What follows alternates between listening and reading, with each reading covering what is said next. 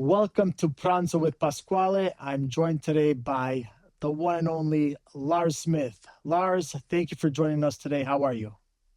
I am wonderful. Thanks for having me. Very nice. So, Lars, tell everybody, so you're located in California. What part exactly? So I like to tell people we're halfway in between San Francisco and San Jose, and it is truly home. Both my parents are raised here. I'm raising my family here, so we're in the San Francisco Bay Area, and it's home. Oh, so you were born in where you reside now in this area. Yeah, I've tried to get away, but I keep finding myself back here, and it is home. It's a wonderful place to be. Regardless of what you hear about it, there's nothing like the Bay Area. I love it. Yeah. Yeah. So tell me about growing up in the Bay Area. What was your childhood like?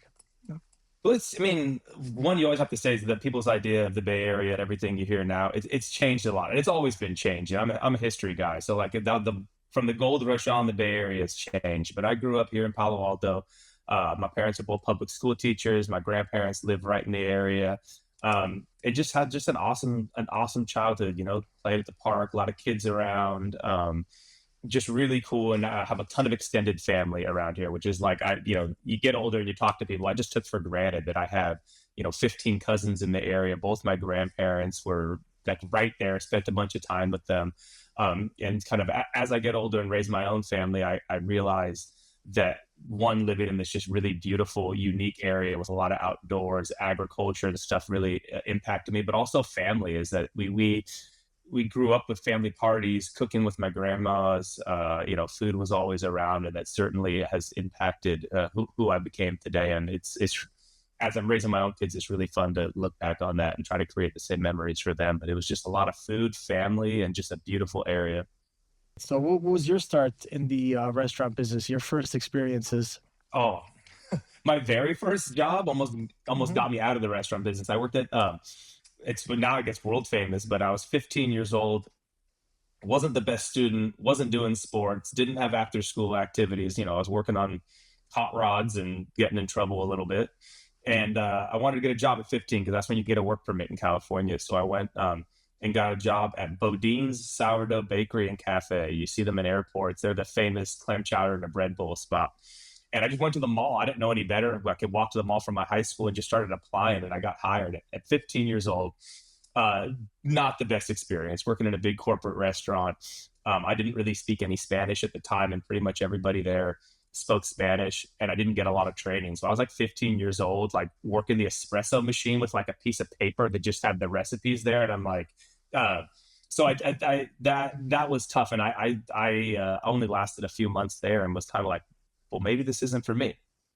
Hmm. Um, but I'd always cook. Like, I can find pictures of myself like 3 years old with like a little toque on, like cooking with my grandmas, and I really had this passion for cooking. I was reading a lot of cookbooks.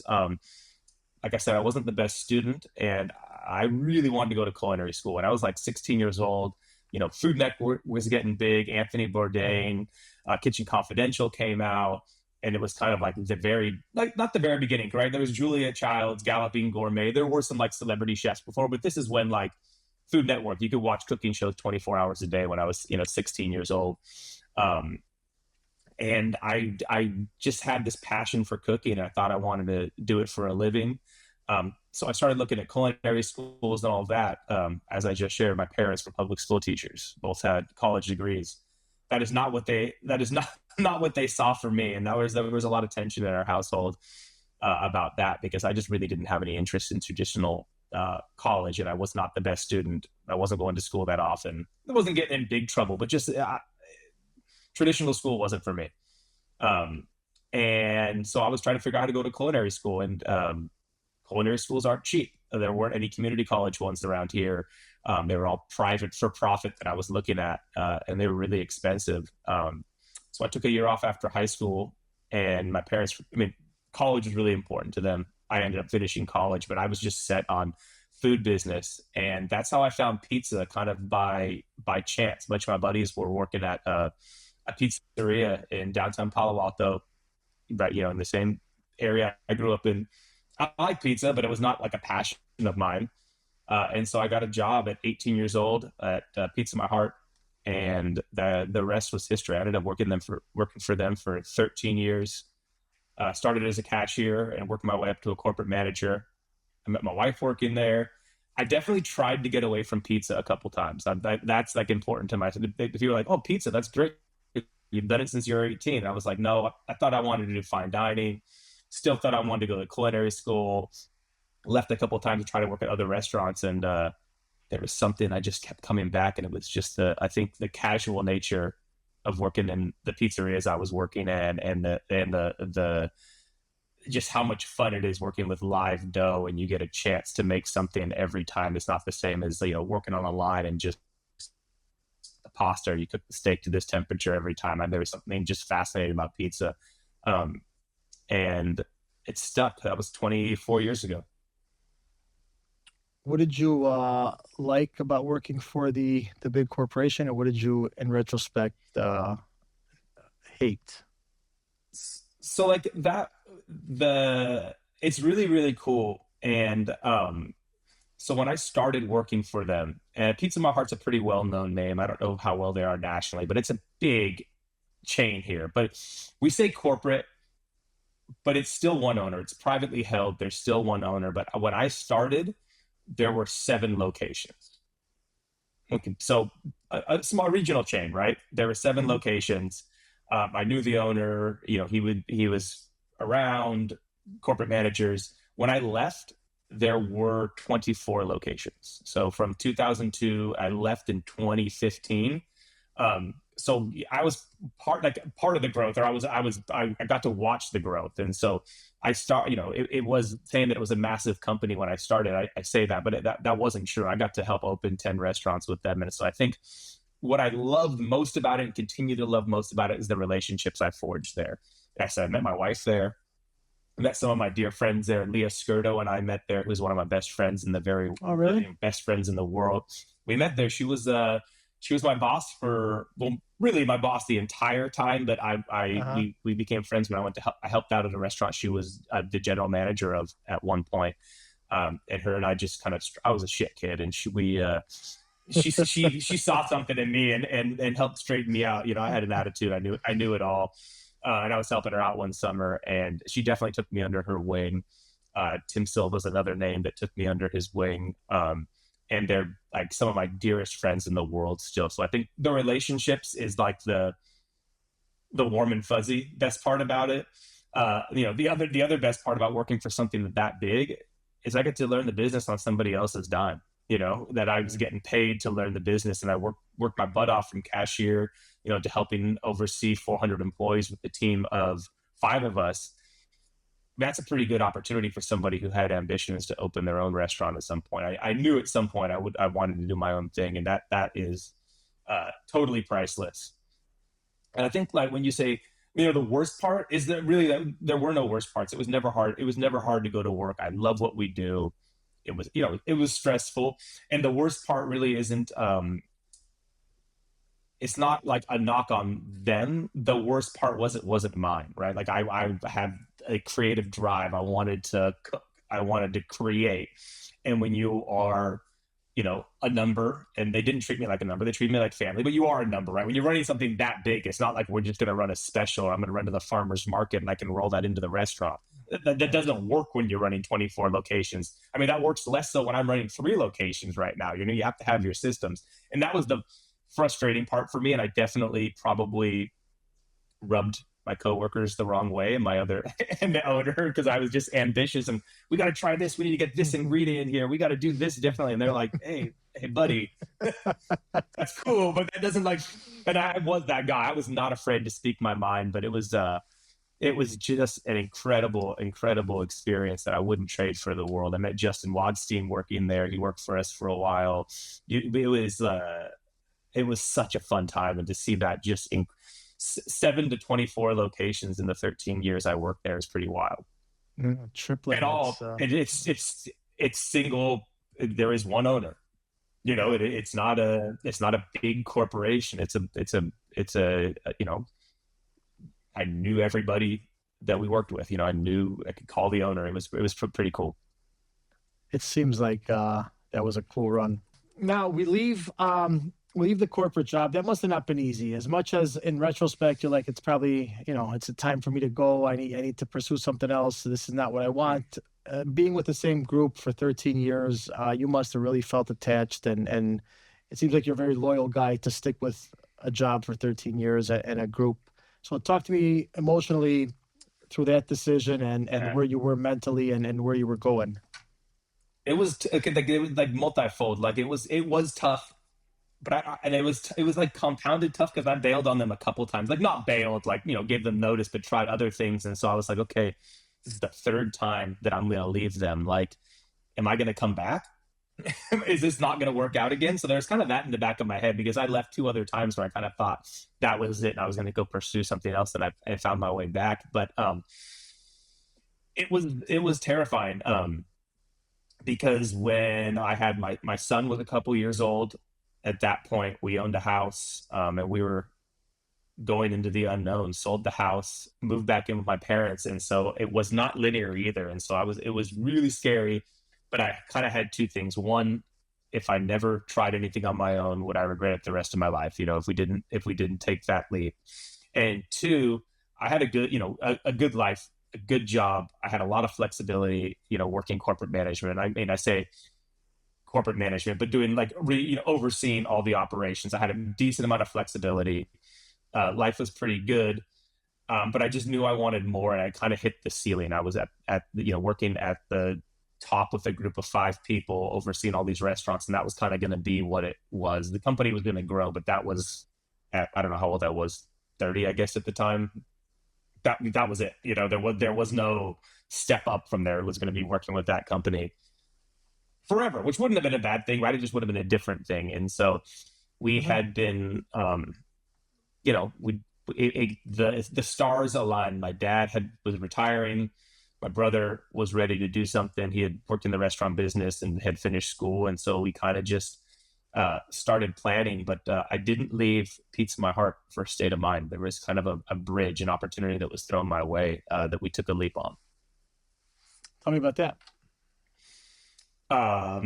So we were looking to open State of Mind. We'd written the business plan, we had the concept and all of that, but the Bay Area is probably like Chicago. It's a hot real estate market. It's business is pretty serious. The whole metro area um, is it's a big everything's a big market here, even the suburbs. And so we kind of knew what we were doing, kind of didn't know what we were doing, but couldn't get a lease assigned to us for a restaurant because we didn't have restaurant experience. Even if we had executive summary, my resume that I was overseeing, helping Yeah. oversee a massive company, but they're like, "Oh, but you don't own a restaurant." I'm like, "No, I want to own a restaurant." Well, you don't have the experience to open something. And I was like, well, I'm overseeing 24 restaurants. Why can't I see one? It was that frustrating. It was like about a year of that. Mhm. And I got a buddy who he owned a brewing company that's since closed, but owned a couple restaurants and was looking to open a tap room for his brewery in downtown Palo Alto, across the street from the Pizza My Heart that I first worked at, a town I grew up in. He goes, "Hey, I thought I had time to run this. I don't. I know that you're having a hard time getting a restaurant. Do you want to open this up, run this for me? And on paper, we'll be 50-50 partners. That'll be, that'll help you out." Um, and I was so ready. I jumped at the opportunity, and I said, "Oh, cool. We can put a pizza oven here." He goes, "Oh, no, no, no, no. We're not doing pizza." And I was like, "Oh man, we're not doing pizza." He goes, "Yeah, you're going to run the kitchen. We're going to talk about the menu. We're not doing pizza." Uh, and so it was the toughest 18 months of my life, and that's how long we held it before we opened State of Mind, and in a lot of ways the most rewarding because I was a pizza guy. I mean, I cooked all the time, but my professional cooking career was making pizza. And so I had to build a menu, build a kitchen, prep lists, recipes, and all that for not pizza. It was incredible. I look at the stuff I was making, man, I go, wow, that was ugly. Or like, what the hell was I doing? But doing that on a pretty like shoestring budget, we went in there and worked all the time. I learned so much in 18 months and got that experience. But it was tough as my brother and I were there 6 to 7 days a week, Mhm. 12 hours a day for 18 months. It was wild. Wow. And then in those 18 months, you still were developing State of Mind, still looking for the right That was the goal. opportunity. Yeah. That was the goal. That was always the goal. We had, like I said, we had the LLC, we had a business plan. Um, my brother and I were having pizza nights, working on things, looking at recipes, kind of just building it slowly. But this opportunity was kind of like it was too good to pass up. It was on the main street, in Palo Alto, which is one of the nicest downtowns in the Bay Area, right by Stanford University. And it was like a deal that it was like they're going to redevelop the building, but this is 10 years later. They still haven't redeveloped the building, but it was like dirt cheap rent. We did everything ourselves, like pulled permits, no construction, put in all the equipment ourselves, painted the place ourselves, put the tape, like just did everything ourselves. So there was really no investment, and did it that way. But we were too busy for the first couple months to really work on State of Mind. But then slowly we kept looking at real estate. We kept building our recipes, and we ended up about a year to 18 months in, ended up getting accepted, got a lease for a big space in Los Altos, which is one city over where our first restaurant was. And so we had been working really hard there. In hindsight, I don't think we had the skill set to like hire and train, and we really didn't have the business or the budget to do that. But we were working ourselves to the bone, my brother and I, and we knew that wasn't sustainable. And so instead of like trying to build that, we just said it to our partner, "Hey, we want you to buy us out." And it was he would have liked us to stay, and he's like, "No, you don't have to be here. Like you can just oversee it, keep running the kitchen." But we knew that if we wanted State of Mind to be successful, we needed a clean break and to be all in on that. And so that's what we did. Yeah. That's cool. So, and then you had like another runway, 18 months to develop. It got, everything works itself out, it seems like, and maybe had you opened up 18 months before, it wouldn't have been the same. So you kind of got your hands dirty from a different perspective as well, because you're coming from, working that management position, a bigger company, to you were a partner in the brewery, and you had to figure a lot of shit out that it wasn't like that at Pizza My Heart. That's cool. Yeah, like the thing, and it didn't stop there. It continued when I opened State of Mind. But like when we talk about the best and the worst things about working at Pizza My Heart, and it wasn't worse. Again, it's nothing they did. I speak highly of them, and not just because we're public here, because they changed. They took a chance on an 18-year-old kid. They changed my life. Pizza's given me so much, and I give them credit for that. I worked hard, but they gave me opportunities. But working in a corporate, or I say corporate, but I mean, I just don't have a better word for the way they run their business, but working for a regional chain, and pizza fast by the slice, is I know how to cook, but I didn't know how to cook and prep everything from scratch to scale, or how to, the produce all just came, I really working on like vendor relationships, pars, prepping from scratch, setting up a line, and all of that was, and I had free reign there. I mean, of course, our partner didn't want me to be doing crazy stuff, but we could run specials. I could buy whatever I wanted as long as I costed it. So there was just like a ton of experiment. You're there 12 hours a day, and we weren't that busy. Sometimes I was there 16 hours a day. There's a lot of time to experiment, which is really incredible. Yeah. Tell me about State of Mind now in the development. And I say that because to me, that's always my most rewarding and exciting part of a restaurant and a concept is getting my hands dirty, trying a million different things that are not going to stick, but that 1 out of 20 will. Tell me about that process, what you guys envisioned, what you wanted before you opened. So which was really cool is that we had a great opportunity, and I don't think we're unique in this, but like when we started planning State of Mind, my dad was still teaching. Right. He was teaching full-time public school. My brother was finishing school. Then he was working on a ranch. He had a forestry degree, and he was bartending, and I had a good job. So we were all working. Life was good. And so planning State of Mind was like my brother, my dad, and I going to have a beer or going to have a meal and just talking about what our family restaurant would look like. So there was no rush. There was no date, right? We knew we wanted to do this, but it was like, it was really exciting and like heady. Hey, we should be this. Hey, it should be that. We enjoy this. What is our restaurant? So like that was really, really fun. When it got more serious, and my dad was kind of like, hey, we can do this, right?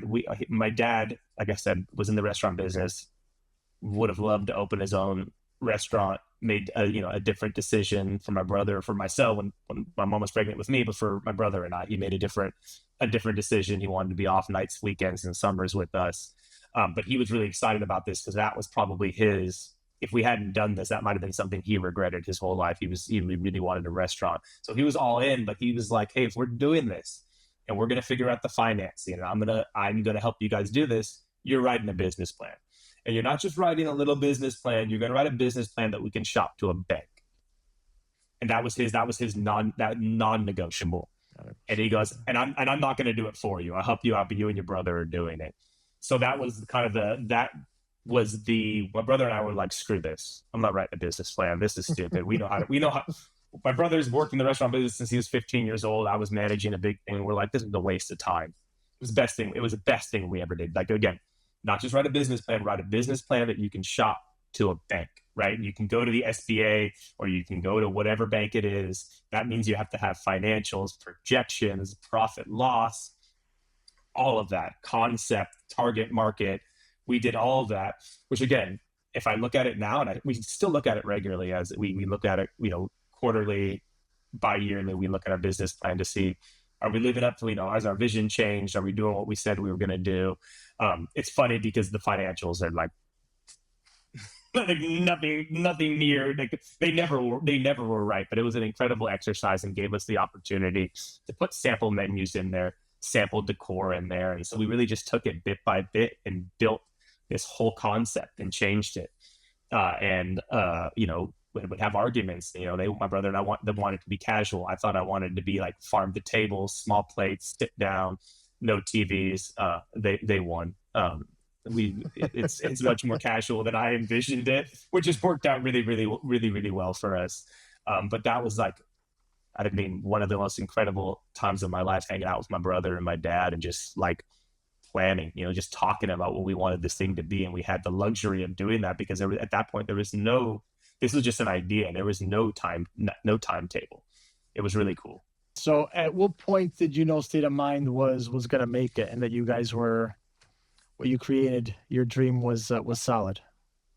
I love telling this story because we talked about writing the business plan, right? And we talked about that, my dad helped us financially and helped us, and we got an SBA loan for our first restaurant. We put it all on the line. My wife and I sold our house, moved back in with my parents with 2 small kids by the time we opened, opened State of Mind.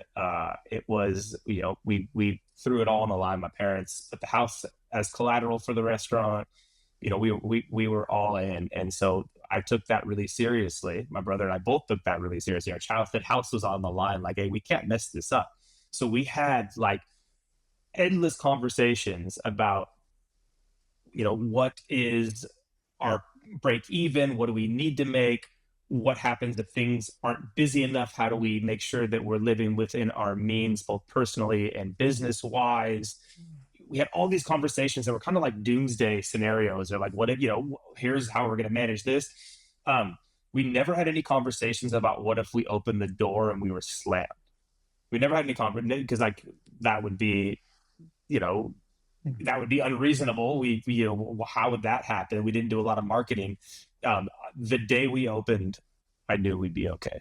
Doesn't mean it's been easy, but we had, it took us a while to get the first place open because we didn't know. I thought, build a restaurant, it's easy. That's the worst part of owning a restaurant, is building the restaurant. But the day we opened, we soft opened, like, some people do it this way, some people don't. We do. You get the permit in, you're like, just open the doors. The final permit comes in. Let's see what happens, right? So we open the door. I think we posted something on like a story on Instagram, and like at the time we had like 1,000 followers or 1,500 followers. We did a Kickstarter, and we had some signs up in the windows of our first restaurant. But we kind of just opened the doors, put some music on, tore the paper off the windows, and all of a sudden, we had 40 or 50 people in the restaurant. The bar was full. People were poking their heads in, like on a random Wednesday night with no notice. And we were busier than we could handle from the day we opened that restaurant, and we continue to be, which is just like an absolute blessing. I think that I'd like to take credit for that, but I think it's more the community that we're in really needed something that we built, and they know that it's not like a big chain restaurant or whatever. They knew we were from the community and they wanted to support us. And so there's definitely been some challenging times. Restaurant 2 and 3 were not that way. But restaurant 1, when we opened that, we were just, from the day we opened, we're like, we'll be okay.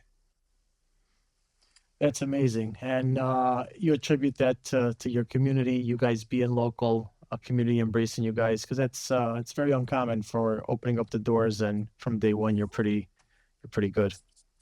Yeah, no marketing or whatever. But we were also smart about it. I mean, I had mentioned that I wanted to do farm to table, small plates, menu rotating all the time.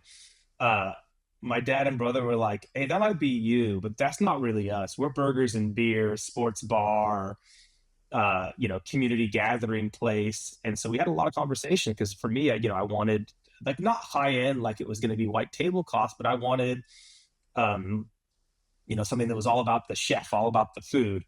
And the Bay Area has changed a lot, and my dad kept going back to the places that he took us to growing up, where he'd get a beer and we get a burger or a pizza, and we watch the sports on TV, and there's pinball there or video games, and kind of just like the old school pizzeria. He goes, those places are all gone. Lars, where are you going to take your kids? Where are you going to make those memories with them? He goes, they were both kind of like, we need a community gathering place that's casual and fun, and the youth sports teams can come afterwards. And they got me on that. I didn't really have a choice, but they also convinced me well of it. And so I think when I say the community supported us, we also built a place that was like desperately needed in the community. We have an arcade there. Big, it's beer and wine only, but a big beer selection, sports on TVs, big tables for big groups of, kind of a varied menu of pub food and pizzas. And so I think it was kind of twofold, is that they knew we were from the community, but the community like really needed what we built for them. Tell me about your menu when you first opened up, though. State of mind. What was on there? What kind of This is a pizza good, were you doing? this is a really good story. I did what I knew. So we had space limitations. We did this thing where we thought it was a British style pub before that we took over, that we rebuilt, and so we thought turn a restaurant into a restaurant, add a pizza oven, keep the same layout, it would be easy. Yeah, that was a horrible idea. We should have blown the whole thing apart. But all I had space for, where they could fit a hood, was I had a triple stack Baker's Pride gas oven. And I don't know if you've ever seen the like pretty, like they're pretty narrow. It could probably fit three or four 14-inch pizzas in each deck. Pretty Okay. small. You had to have a milk crate to drop in the third deck on top. It was useless. Like they great Baker's Pride and Standex designed this. It was useless. You literally had to have a milk crate to drop in the top oven. But I knew Baker's Pride. I'd always worked on gas ovens, and so and I was making kind of a New York-ish style pizza, high gluten flour, pretty low hydration. We had a planetary mixer, and then but still doing seasonal stuff, still with California ingredients. I know that's people don't like to hear that. Whatever. I love California pizza. It's seasonal pizza. We could talk more about that later, I'm sure. But we were doing that. And then on the other side, we have we call it the hot side. It's hot and cold side, but we basically have a pizza station and an everything else station. Um, and the everything else station is pretty small, but we were, doing salads, French fries, chicken wings, burgers, and we had a fried chicken sandwich. We had a killer grilled cheese on the menu. It had this like really cool, like very approachable, very local, seasonal, high-end ingredients using specialty cheeses and the grilled cheese. Really cool menu. Like I told you, we opened and we were busy. And I didn't have the budget to train staff for 4 weeks. We were training on the fly. I was the only one that was trained on making pizza. I was the pizza maker when we opened. And we just got rocked. Baker's fried ovens, you know how those things, I love them. Mhm. But on a Friday night, show me a Baker's fried oven doesn't drop 200 degrees, and your only thing is to peg it at 650. There's no controls. You can't throw another log on it. You can't hit the top or bottom tent. You just peg the thermostat. But we were getting rocked, and so, and even on the hot side, I had fried chicken sandwiches, grilled cheese. I only had 2 fryers. There was way too much fried food on the menu. Within 10 days of opening, we closed for 2 days, and I completely rewrote the menu on a fly, because the pizzas that we had with the prep amount and the other menu items didn't fit the space and the demand, and so I had to completely rewrite the menu like 10 days in. It was pretty wild. I would say I'm gonna guess that that was hard for you to start slashing. It was hard because I was like wedded to some of these things, and like the grilled cheese sandwich, which is like kind of silly. I'm like, who cares about a grilled cheese sandwich? But we'd done it at the tap room before and kind of got a following with it. It was killer. But now 10 years or whatever, 9 years later at this point, it's a good lesson. And like, you can plan, but ultimately your guests and the flow are going to dictate what's possible and what's not possible. So you have to be flexible when you open a restaurant. If you stick to your plan, you'll die doing it. Doesn't mean change your concept, doesn't mean change who you are, but you got to be smart about that kind of stuff. And so I think ultimately we have a much better menu now than it was. But we had we had to get the fried chicken sandwich off. There was no shot. I mean, we had two fryers. Like, I remember it was like the third or maybe even the first lunch service we did. We got 10 fried chicken sandwiches in a row, and I got two baskets on a 50-pound fryer. Fried chicken sandwich number 7 is a 25-minute wait time at lunch. Like, that's not going to work in our style of service. And so I had to make some tough decisions, but it was also opportunity to grow. Okay, what can we do in this space? What are some cold plates we can do? What can we do on the fly? What holds? There was a lot of opportunity to stretch my creativity as a chef and really get an understanding, like I said, how to run a kitchen. I ran kitchens for other people. I did this small restaurant, but we were opening a 3,600 square foot restaurant. We had 100 seats or 75 seats inside. That I was out of my depth. And so keep a flexible mind and just work on it. But it was wild. It was wild. Yeah. So things are going well. When does the idea of store number 2 pop in your heads, and when does that conversation happen?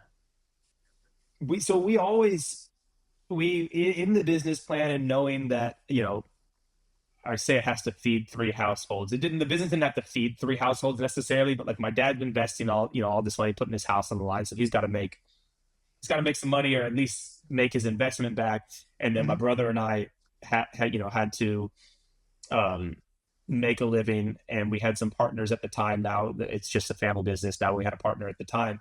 Is that from the beginning, it wasn't the Smith Brothers Pizzeria. It was State of Mind 1, because we thought it was cool, and we created a whole branding about it, but we knew that we wanted a brand, not a restaurant. So that was like from the beginning. I'd done this with State of Mind. Pizza My Heart. I'd seen it.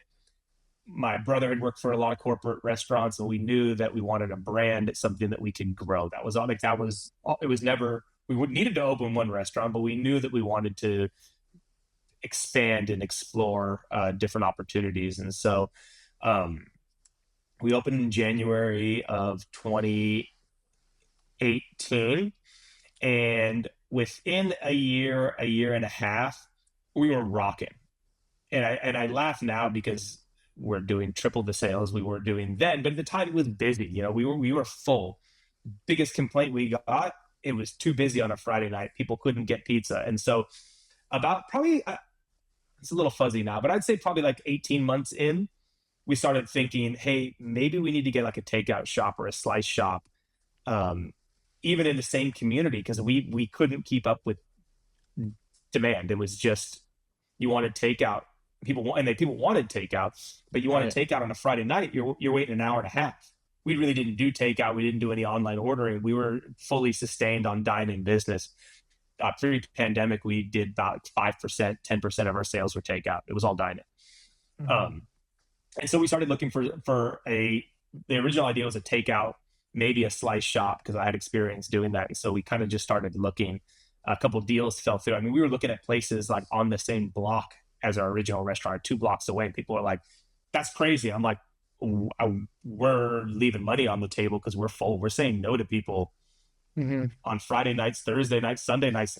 Let's just put all the takeout and do slices somewhere else, And that couple deals fell through. And in, I guess it would be in early 2020. Yeah, probably early 2020. There's a Taco Bell in my parents' neighborhood, 1960s Taco Bell, Mission. I don't know if you guys have those in Chicago or whatever, in California, like Mission style building, looks like brick. Like, look, they're incredible. I'm not the big people are Taco Bell fans. I'm not a Taco Bell fan, but I'm a fan of the buildings. And it had been like 5 restaurants in 5 years, and there was a chicken place in there, and they just closed overnight one day. It's like a quarter mile from my dad's house. My dad messaged us and goes, "Hey, this place just closed. We gotta open a State of Mind here." And so it was kind of like we were already looking, but it was kind of like happenstance. It kind of just my dad. It was a passion. My dad really wanted to do this for the neighborhood he lived in. Thought it would be cool to do a slice shop there, and so we pushed hard. We figured out the lady who had just closed the chicken. She was doing like a fried chicken place. I feel so bad for her. Like her logo was like a dead chicken, like a roadkill chicken. There was all kinds of problems. Yeah, it was bad. It was bad. I think she made it in like 9 months. I felt so bad for her. I mean, she was a wonderful lady, but got in touch with the landlord and like, we want it. Like, we're doing this. And so we knew we wanted to expand, and we had outpaced there. We didn't find it. We're thinking in the same neighborhood, but our second shop's like 2 miles from our first shop. It's still close, but it's on a big street in the neighborhood. In the neighborhood, my dad and I, or my dad still owns a house in. Neighborhood my brother and I grew up in. Taco Bell we hung out at growing up, and so we signed the lease like 3 weeks before the pandemic. That was just 2020. You said earlier, yeah. Wow. we signed the lease like, and I don't know, California got shut down. Yeah, like shut down hard for a long time. It was interesting. Were the landlords supportive of that, understanding, like to kind of, you guys put a pause on everything? So, that nah, we did not put a pause on anything. We did. I mean, because we had put like some money down, right, to sign the lease, this, that, first month, last month, security deposit or whatever. But we'd been saving money. We had the financing all worked out. It's our home neighborhood. We just said, this isn't gonna last forever. Let's just do it. But it certainly took longer. The landlord was understanding, but at the same time, he'd given us, I think it was a year rent abatement in lieu of tenant improvement money. I don't know how it is in like Chicago and other places, but like in the Bay Area, you're almost never getting tenant improvement dollars unless the new build out. They just give you rent abatement, so you get a year to build it for free or whatever. And so we knew we had time. And so we just went all in. It was a little tricky when like the planning departments are closed at the city and nobody's working, like getting plans checked or getting somebody to talk to somebody was a little tough. And, our contractor was like, we can get people in here. I don't know who's working. So it was interesting, but we went all in. What a crazy time. And we're the same age and, same industry. So it's the stories, in 20 years, kind of telling these younger guys coming up about, COVID and working through the thick of it. And to me, it was the government. Yeah, everybody pitched in, states, the government, but it was the uncertainty and the fear of not knowing what the fuck was going to happen. Like I'll never forget that day in March when the mayor shut everything down in Chicago. It was just yeah, it was one of the worst days of my life, which makes me sound pretty privileged. But like, we had a busy restaurant. We probably at that time had 35, 40 employees there. And I remember 2 things. Is one, my dear friend Leah Skirdo was opening her restaurant literally when the world got shut down, and I was supposed to go up and help her open a restaurant. She helped me open my restaurant. So the same day, I had to call her, tell her that I wasn't going to go help her open her restaurant because I had to take care of my restaurant. And she was there day in, day out when I opened my restaurant, helping me out, washing dishes, cooking pizzas with me. So that was a tough call. And then you said the uncertainty, we knew that dine-in was shut down. So I had to lay off my entire front of the house staff basically the same day too. It was just like, it was brutal. Yeah. Yeah. Being a restaurant owner, I think we're a very, unique breed, right? A small fraction of society, and we all got hit hard and didn't know what was going to happen. So yeah, wow, what a crazy time. Sorry to get off subject about that, Lars. No. But so then finally, you get the place open, right? So this is now 2020. Your original spot was 2018. I'm trying to figure out the timeline because you've been described to me as Massimiliano Saiva. What did he call you? I had this written down somewhere. Anyways, very, very highly regarded by some of the most talented pizza makers in the world. So when did you become this mad scientist of pizza, this artist of pizzas? Was it state of mind or Man, was it after? I mean, so I've always had this desire in my life to know how things work, to learn. Like I said, school wasn't for me, but learning and education and bettering myself at whatever I'm doing has always been like a like dogged passion of mine. Like to the point where it's not healthy at times, whether it's working on cars or taking apart the radio when I'm 7 years old because I want to know how it works inside. And so like even when I was at Pizza My Heart, I was the one at home making dough and tinkering. I remember some of my coworkers or some of the people I worked with are like, "Why are you making dough? We got dough here. Just take some home. Go have a pizza." And I was like, "Nah, I need to know how it works." And so that's always been, a part of my life and education. I'm an avid cookbook collector. I'm reading about recipes all the time. I love eating out. So like it's always been in who I am, experimenting with crazy, God, stuff I made my parents eat in high school because I wanted to see if things went together is pretty wild. But I think it was a natural progression. There really wasn't any one moment that the creativity or the mad scientist or whatever. I mean, I don't really think about myself in those terms anyways. It's just how do I get one step better every day? How do I continue to learn and grow?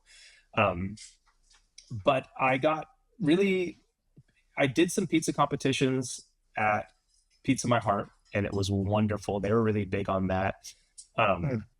but I knew, and we're kind of stepping back here, but in 2017, I still owned the tap room, the brewery spot, and we knew we were opening State of Mind. And I told my brother, "Hey, we should go to Pizza Expo. One, to see what's going on. I hadn't been in a year. I hadn't been in the pizza industry in a year to see what's going on. But also, I want to compete. If I can win or we can do something that's going to be huge for the business."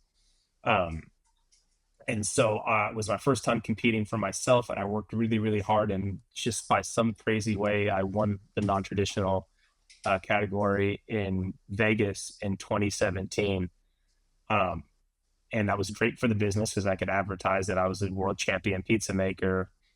Uh, but that was kind of the beginning of kind of all-consuming creativity with pizza for better or worse. Not everything's been a hit, but that was where I was like, "Hey, I love this. Like, I'm absolutely in love with um, the pizza competition, and not for the competitive nature, but just for literally pushing myself as hard as I can to create something memorable in the competition." And that was really the kind of the not the drive. I had the drive, but that was the outlet for creativity, and I was hooked. And I started doing competitions with the U.S. pizza team. Got to go to Italy, and kind of that the creative outlet of getting ready for competitions is really what's pushed it. It's not the competitive spirit. I was the kid that dropped out of youth sports at 11 years old because I was just like, I don't care if I win. I don't care. Like, I'm not a competitive person at all, like, not in the slightest, but I'm really, really self driven. And that's been an outlet for that. I think that is um, part of what's pushed the creativity. And I think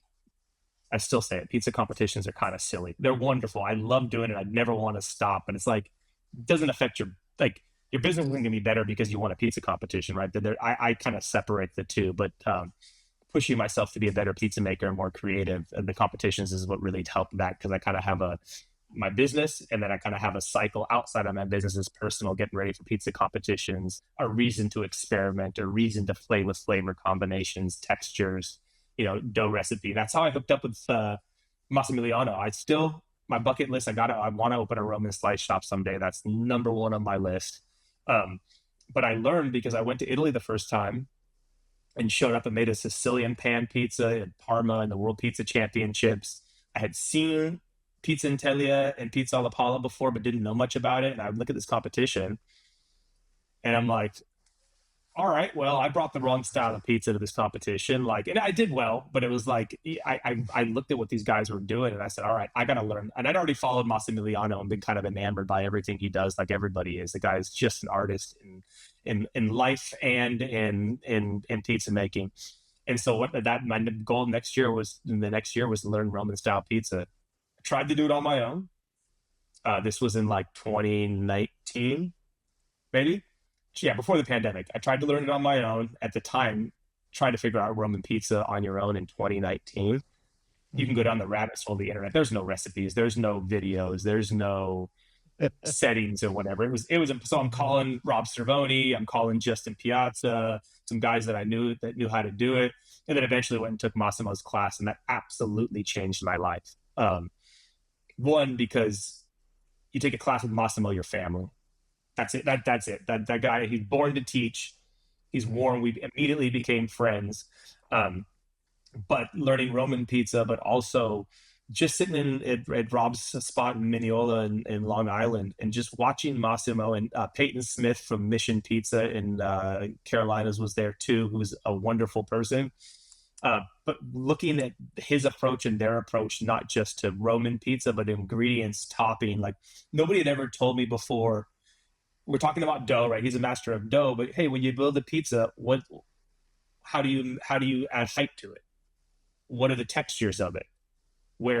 How did these things? And I never thought about things like that before. Of course, been to fine dining, I was thinking about flavors and textures, but he just had me think about it in like an entirely different way. And working with Massimo completely changed my life. So I think from that day on, I kind of just saw things differently. Wow, 2017 when you won your first world championship. Tell me about that pizza. Oh God, that pizza was wild. I like laugh. I laugh because I'm like, right. We all have different evolutions as chefs, as pizza makers, as whatever. So time and place, right? What I was into then, what I thought was cool. I would never make a pizza like that ever again. But I love to eat out. I love fine dining. I love all kinds of different cuisines, and I knew, and the pizza world was different in 2017. A lot of like fusion or putting Asian flavors or whatever. But I basically came up with French flavors on a pizza, things that I love to eat, put it on a pizza. So I had a pizza. I had a foie gras cream sauce that I mounted with a little bit of black garlic for that like really rich umami that was on the base.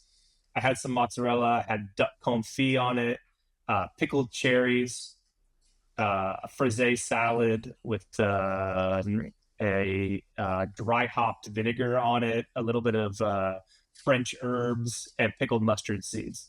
And I made the dough with duck fat in the dough. So it kind of gave it like a little flaky. It doesn't rise as much, but kind of like a rich, flaky sort of texture to it. It was really, really cool. And we actually served it at the restaurant for a while. But I look at that now, I'm like, what the hell? That was so gimmicky. I mean, they're all good flavors. The things all I know they go together, but I'm like, I would never make a pizza like that again. That was wild. But that's part of the learning, the progression, and all that. And like I said, we did people. You could never serve it at the restaurant. I served it at the restaurant for like 6 months to a year. Wow. I was cooking a lot of duck. And then, so you said Massimo really changed your perspective on a lot of things. You learned a lot working with someone like him. And so now, when you compete now, tell me some of the what you're going for, what you're shooting for. What types of flavors do you like mixing and textures? So I say two things. Is one, I think Massimo changed my life, continues to change my life. I know he likes to give credit to his students or whatever, but like, he's a guy that I can be anywhere in the world and text him a picture of an oven and he'll tell me what settings to use. And he's never even seen the oven before. The guy, like, is just an incredible resource, incredible human being. But I think there's two parts. So there's one, thinking about that, pushing myself creatively, Roman style pizza that never felt like work because I don't serve it. So that's my fun. That's my fun cooking because that's not work, right? I can separate the two. But what I mentioned, what got me to Massimo was going to Italy for the first time and competing. So it was my first time competing in Bash and my first time in Italy. I'm not Italian. I'm very much many things. I don't cook Italian food. I didn't grow up eating Italian food. Going to Italy changed my life and how I cook. And it got me to Massimo. So I know these seem separate. I'm going on a tangent a little bit, but they're kind of the same progression, is going to Italy and seeing how they cook there, the importance of ingredients, terroir, which is a French word, not an Italian word, but it matters where the prosciutto is from and not where the prosciutto is from. It matters who made it and which valley it was made in. It matters which cheese, and you'll see that.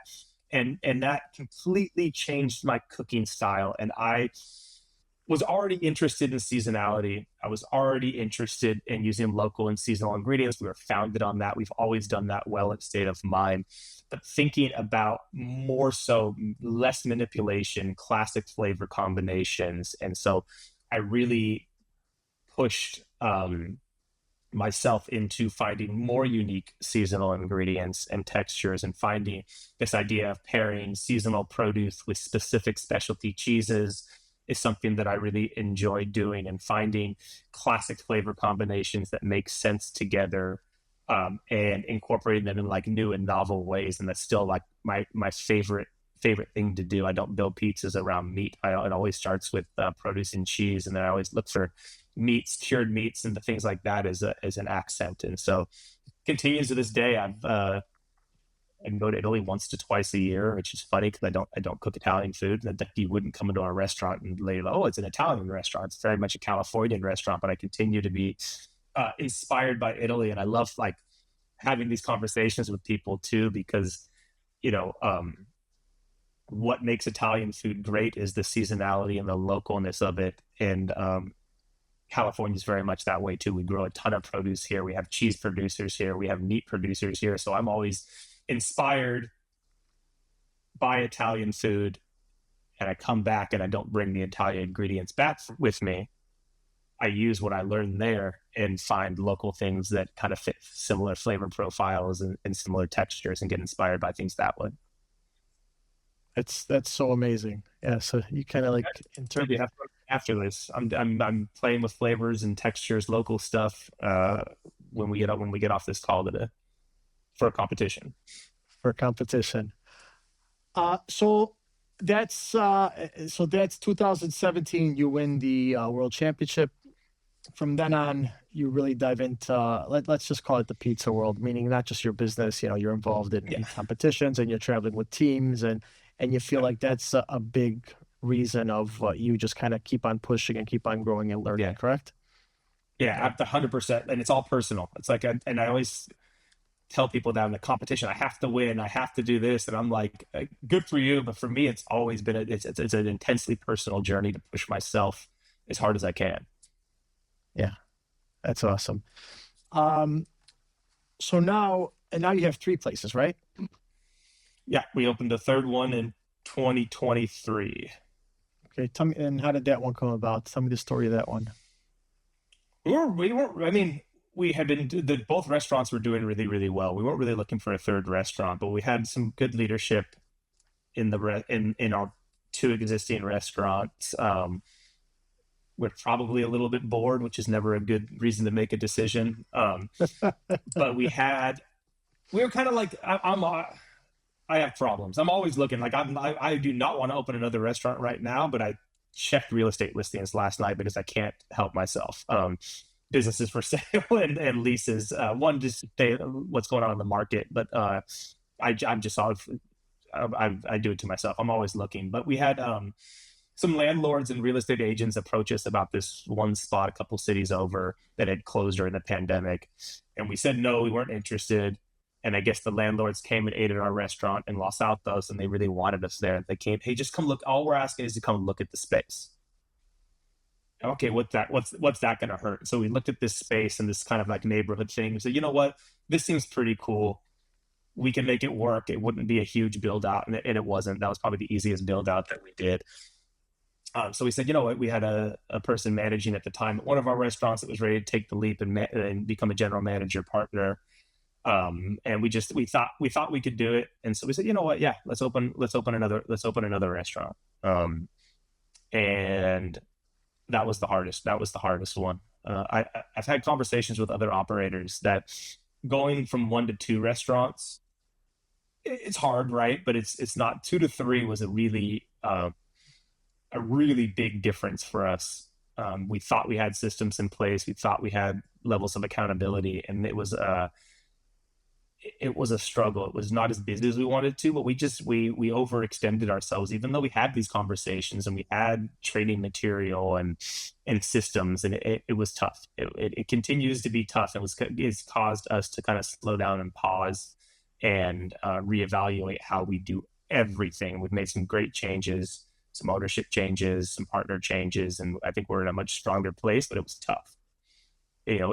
It was really tough. How far is location 3 from the other two? Because you said those were close. Not far.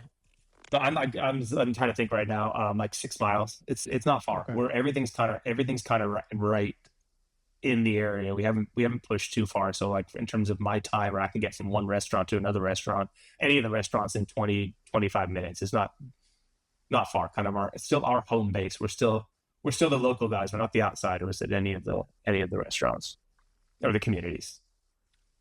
And the new state of mind, is it more of a slice shop model or is it more of the dine-in model of the original? More the dine-in model. It's a little bit smaller.